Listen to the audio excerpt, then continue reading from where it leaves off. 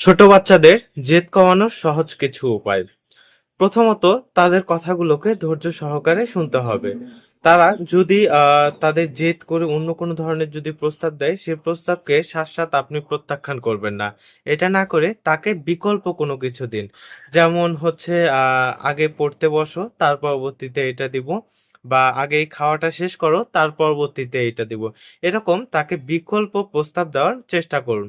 আর বাচ্চা যখন কোনো একটা জিনিসের জন্য খুব বেশি জেদ করবে, সেই সময় তাকে ওই জিনিসটা একেবারেই দেওয়া থেকে বিরত থাকুন। দ্বিতীয়ত হচ্ছে, সে যদি কোনো ভালো কাজ করে, তার কাজগুলোর প্রশংসা করা প্রত্যেকেরই দায়িত্ব। এই প্রশংসার মাধ্যমে তার মধ্যে ওই কাজটা নতুন করে করা এবং ভালো করে করার প্রতি একটা আগ্রহ সৃষ্টি হয়ে যায়। যার ফলশ্রুতিতে সে কাজ করে।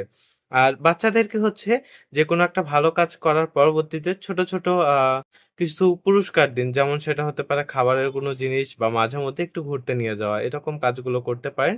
আর বাচ্চাকে হচ্ছে আ গভীর জিনিসগুলো বোঝানোর ক্ষেত্রে অবশ্যই আ তাকে সরাসরি না বুঝিয়ে বিভিন্ন খেলাধুলা এবং গল্পের মাধ্যমে বোঝানোর চেষ্টা করুন।